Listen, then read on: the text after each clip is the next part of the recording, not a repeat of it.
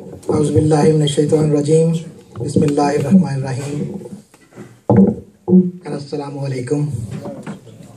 جناب چیئرمین صاحب، صدر محفل جناب پروفیسر شاہد اقبال صاحب، معزز خواتین حضرات، آپ سب کا شکریہ ادا کرتا ہوں کہ آپ نے مجھے آج کی اس محفل میں دعوت دی اور مجھے کچھ کہنے کے لیے موقع دیا.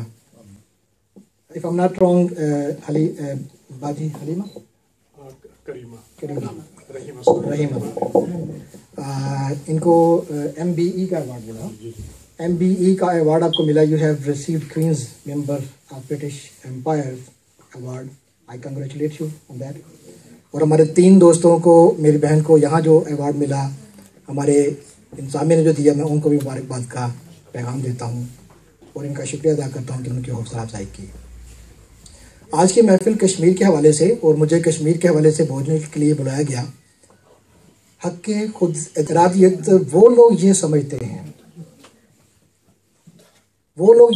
ہیں کہ یہ حق خود ارادیت ختم ہو جائے گی کہ 6 لاکھ 7 لاکھ فوجی وہاں لڑتے رہیں گے، ان کو ذبح کرتے رہیں گے.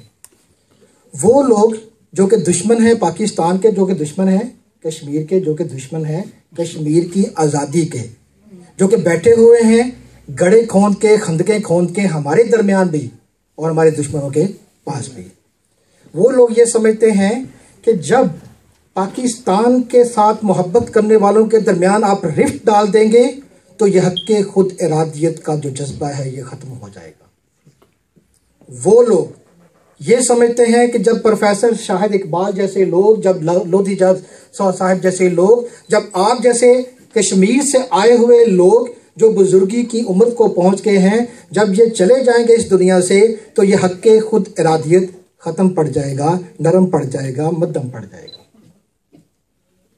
وہ لوگ یہ سمجھتے ہیں کہ جب ہم ان کو تقسیم کر دیں گے کہ آپ کو حق خود ارادیت چاہیے یا آپ پاکستان کے ساتھ جانا چاہتے ہیں، تو ان دونوں گروپوں کے درمیان جب تصادم ہوگا تو یہ جذبہ ان کا ختم ہو جائے گا، یہ ڈیمانڈ ان کی مان پڑ جائے گی.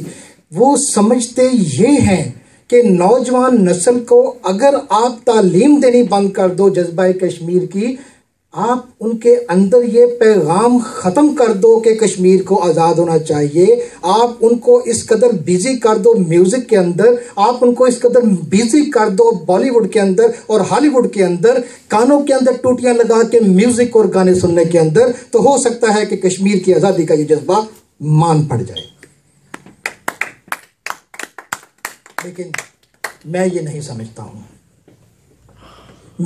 سمجھتا ہوں کہ پاکستان کے وہ نوجوان جو قربانیاں دیتے رہے جا کے کشمیر کی سرزمین پہ، کشمیر کے وہ نوجوان جو ذبح ہوتے رہے، قربان ہوتے رہے کشمیر کی سرزمین پہ، کشمیر کی وہ مائیں جو اپنے نوجوان بچوں کو قربانیوں کے لیے پیش کرتی رہیں، کشمیر کی وہ بہنیں جو اپنی عزت کو تار کرتی رہیں، واویلا کرتی رہیں، داد رسائی کے لیے اپیل کرتی رہیں، اللہ کو مدد کے لیے پکارتی رہیں، ان کی وہ پکار سنی ہی جائے گی انشاءاللہ.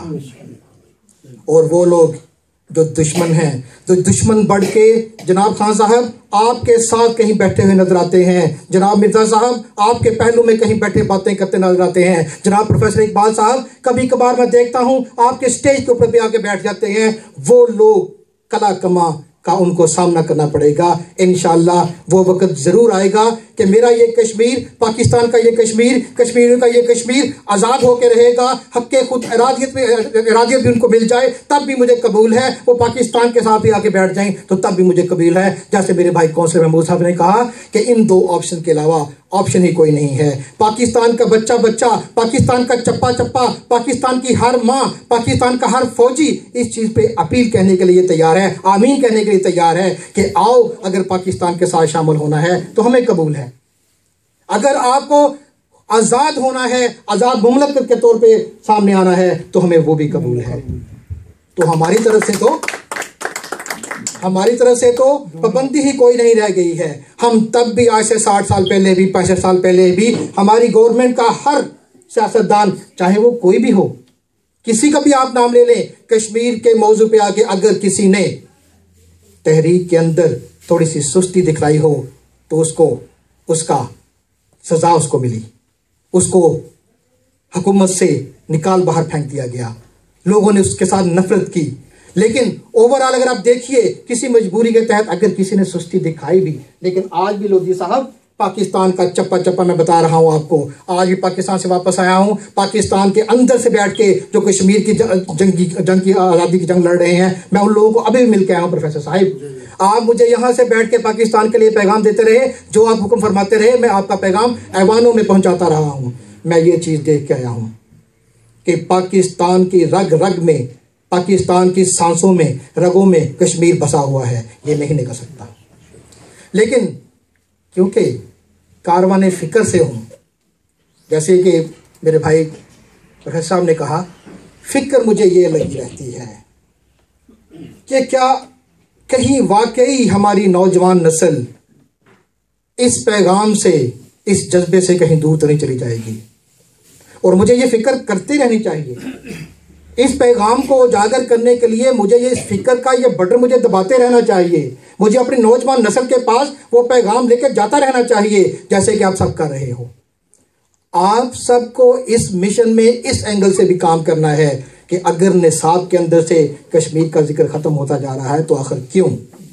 अगर हम यहाँ की पार्लियामेंट के अंदर एमपीज को इकट्ठा करके उनको सिग्नेचर करने पे मजबूर कर सकते हैं, तो हमें पाकिस्तान के अंदर भी वहां के कबीना के लोगों को भी, आज़ाद कश्मीर की जो कबीना है उनके एमपीज को भी इस चीज़ पे मजबूर करना चाहिए कि मुजाहिदीन कश्मीर का जिक्र किताबों के अंदर से गायब अगर हो रहा है तो क्यों हो रहा है?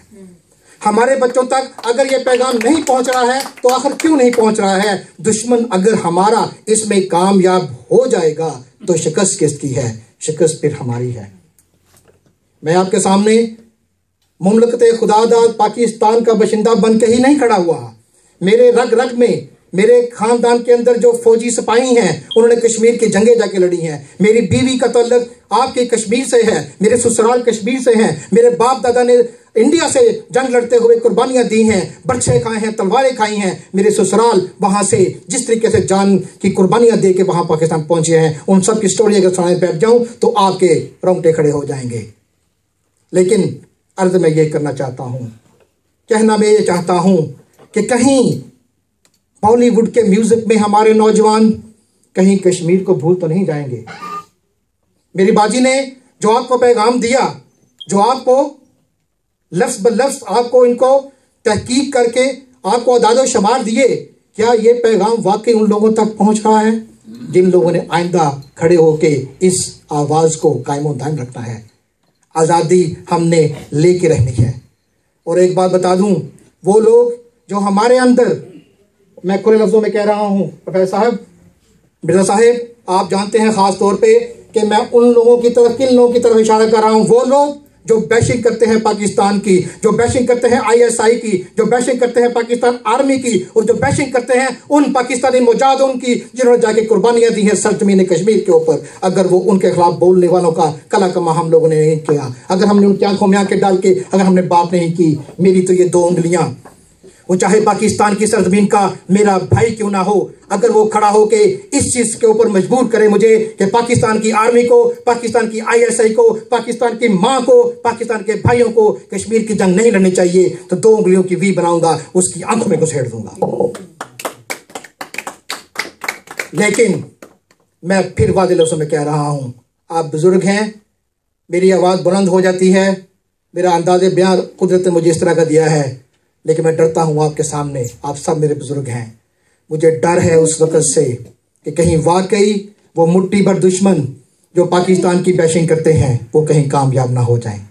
लेकिन मेरा ये मुसम्मम इरादा भी है, मेरा ये मुसम्मम यकीन भी है, और उसका वाक़या मैं आपको सुना देता हूँ। अभी उम्रे से वापस आया हूँ, अपनी सास साहबा के नाम का उम्रा करके, जब मैं हिजर अस्वद को बोसा देने के बाद, जब मैं दुआ करने के बाद, मुल्तज़म के बाद, जब मैं मकाम इब्राहिम पे 2 नफल अदा कर रहा था, नफल अदा करने से पहले अभी मैंने सलाम नहीं फेरा तो सामने खाना काबा के बिल्कुल नीचे, मुल्तज़म के बिल्कुल नीचे एक चेयर के ऊपर एक बुजुर्ग अरबी कुर्सी पे तशरीफ फरमा थे, और उनके मुंह से पाकिस्तान जिंदाबाद, पाकिस्तान पाइंदाबाद के नारे निकल आए। और यकीन कीजिए, मैं उस उम्रे के जो मैं अपना अदा कर रहा था, اس عمرہ کی ادائیگی کے دوران میرے رونگٹے کھڑے ہو گئے. میں نے وہ دو نفل ادا کرنے کے بعد میں اس بزرگ جو کہ کرسی کے بیٹھا ہوا تھا اس کے پاؤں میں جا کے بیٹھ گیا. میں اس کا چہرہ دیکھتا رہا, اس کو آبزرو کرتا رہا کہ یہ آخر کون شخص ہے جس نے خانہ کعبہ کے سامنے ملتزم کے نیچے حجر اسود کے ساتھ میں مقام ابراہیم کے سامنے بیٹھ کے پاکستان زندہ باد اور پاکستان پائندہ باد کا نعرہ میری موجودگی میں لگا دیا. مجھے یہ سننا نصیب ہو گیا کہ اس جگہ پہ پاکستان زندہ باد, پاکستان پائندہ باد ایک عربی ایک بزرگ کہہ رہا ہے اور انتہائی جذبے کے ساتھ کہہ رہا ہے. میں عربی نہیں بول سکتا ہوں. میں نے جا کے اس کے پاؤں کو ہاتھ لگایا, اس کے گھٹنے کو ہاتھ لگایا. میں نے کہا آپ نے یہ پاکستان زندہ باد کا جو نعرہ لگایا, وائی آپ نے کیوں لگایا؟ اس نے کہا بے شک پاکستان زندہ باد, پاکستان پائندہ باد. میں کہا دعا کیجئے. تو اس طرح کے واقعے بھی ہیں. آج بنگلہ دیش کے اندر جب کرکٹ کا کھیل کھیلا جاتا ہے تو وہاں پاکستان کے پرچم کو لہرانے پہ پابندیاں لگائی جاتی ہیں. کتنی پابندی لگا لو گے؟ آپ انڈیا کے اندر بھی ایسا نہیں کر سکو گے, آپ کشمیر کے اندر بھی ایسا نہیں کر سکو گے, آپ مقبوضہ کشمیر کے اندر بھی ایسا نہیں کر سکو گے, آپ بنگلہ دیش کے اندر بھی ایسا نہیں کر سکو گے. صرف کاروان فکر کے چیئرمین کی حیثیت سے آپ سب بزرگوں سے یہ ریکویسٹ ہے کہ میری اس فکر کا کوئی حل نکال دیجئے کہ اگر میرے پروفیسر اقبال صاحب جن کی آج بھی کمر میں درد ہے, جو اپنی والدہ کے لیے آج بھی پریشان ہے, مقبوضہ کشمیر میں ان کا خاندان ہے, باقی خاندان سکیٹرڈ ہے, اس تکلیف کے عالم میں بھی یہ نام تو لے رہے ہیں, لیکن ان کے جانے کے بعد میری عمر بھی ان کو لگ جائے, ان کی عمر بڑی لمبی ہو جائے, لیکن ان کے جانے کے بعد جو نوجوان نسل نیچے سے آ رہی ہے کیا وہ اسی پیغام کو اسی طریقے سے لے کے جاری و ساری رکھے گی؟ آخری بات کروں گا آپ کی اجازت سے. یہ جو سائن ہو رہی ہے پٹیشن, اس پٹیشن کو جیسے ہم سب دوست مل کے کر رہے ہیں, یہ محنت کر رہے ہیں, اس موسم میں یہ دوست مختلف مساجد میں جا کے سائن لے رہے ہیں, میری یہ خواہش ہے کہ میں بھی اور آپ میں سے چند اور لوگ بھی اس کو آن لائن پٹیشن پر بھی لے کے جائیں. وہاں ہمیں پیڈ بھی کرنا پڑے تو ہم پیڈ بھی کریں اس کو, لیکن وہ ایک زیادہ اہم, زیادہ تیزی سے سگنیچر لینے کا ایک سلسلہ ہے جس میں پہلے ہی بہت سارے لوگ کامیاب ہو چکے ہیں. وما علینا الا البلاغ المبین. کوئی غلطی ہوئی تو معاف کیجیے.